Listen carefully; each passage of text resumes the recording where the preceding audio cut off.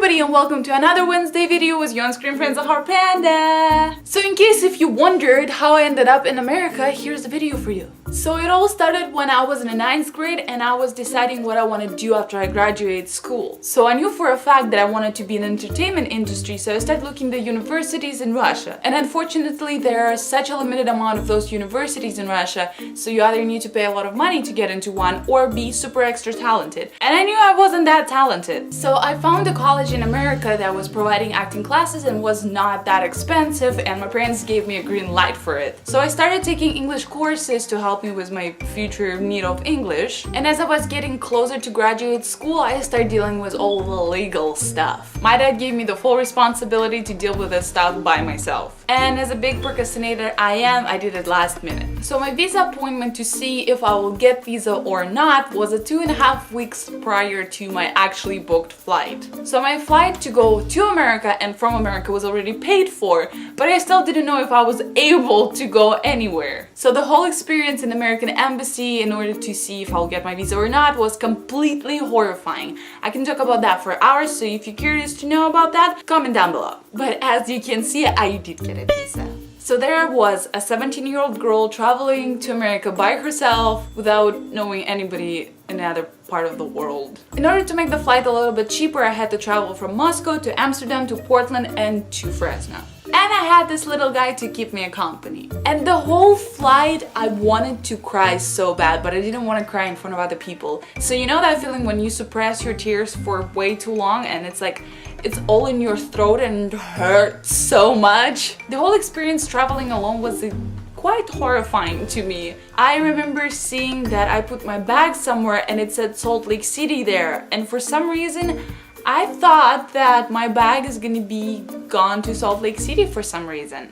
So I was freaking out because of that. I was calling my parents and saying that I think my bag is left to Salt Lake City. What am I gonna do? I don't have my luggage anymore. And I remember that at that point in Portland, I lost it. I went to the bathroom, I cried really loud, and I walked out. My face was all puffed up, my eyes were bright red, and I was just walking through the airport with this guy and all like looking like that. But my bag landed with me, so everything was fine with that. Then the guy who was supposed to pick up the international students picked me up and some other guy, and we all went for like, I'll say like an hour and a half drive to Kalinga, where the West Hills College is. As soon as we arrived to campus, I just wanted to curl up in a ball in my room and cry and cry and cry. But they made me sign a bunch of papers that I was pretending that I knew what they were about. And as soon as I was already going to my room, they asked me if I have any bed sheets or blankets, and I was like, you know, why would I bring? I have one luggage to pack my whole life into. Why would I pack my bed set into it? So in the end, it turned out that I had to have bed sheets because there were none on my bed. So we had to go to the store instead of me laying down and crying. I was placed in a quite small room with another girl, and she was from Vietnam. And funny thing, we lived with each other for a whole semester and we didn't talk much at all. But she made me this little guy. So when I finally got a chance to be in the room and my roommate wasn't there, and I was like, yes, it's the finally time where I can lay down and cry it all out, I wanted to plug my phone back to charge, and then I realized that in America there are different outlets. And it didn't occur in my head that they could be different. So here I was without any adapters, unable to charge anything that I had or use any electronic devices that I brought with me. So for my luck, in girls' dorms there was a little room where there's a computer, and I just plugged it in through USB to charge my phone at least. I remember texting and calling my parents and saying that I don't want to be there anymore, that I want to go home, and they were like, no, just stay for like a week or two, and if you completely don't like it, we'll send you tickets, you will go home. And I was saying, no, I want to go home now, I don't want to be here. And the whole first week I was just crying about how much I want to go home. And after a whole week of crying and orientation about, you know, this is the cafeteria, this is food, this is the classes you might take, and all of that, I was sitting in the computer room thing charging my phone, and the guy came in and he was like, there's somebody waiting for you to meet you. And I was like, huh? So I walked outside and there was a guy sitting and he started speaking Russian to me. And I was like, what?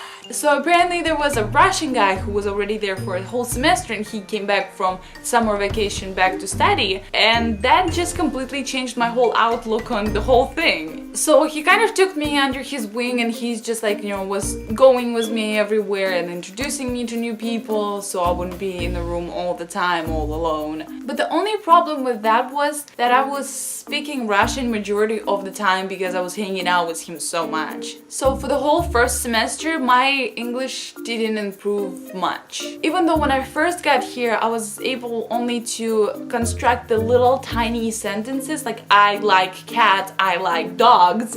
My vocabulary was so tiny and I would not understand anybody. So if you think that you need the most excellent level of English in order to travel here and, you know, go to college, this is not true. You do need to know a certain grammar rules or like, you know, have a kind of some sort of vocabulary, is bigger is better, but it all comes down to being in this atmosphere and just being forced to learn and to speak English. To me, it all came down to meeting a guy and, you know, we started dating and then we started living together, and I was completely forced to speak English all the time because we would not understand each other either way. So yeah, that's my story about how I moved to America. I hope you enjoyed watching this video, and if you did, you already know what to do, okay? You're quite smart. I also want to wish you a wonderful and amazing day, and also the day where you're gonna create a new story that you're gonna tell somebody, like, you know, the day when a new story will be created. And to help you with that, I'm gonna give you something special.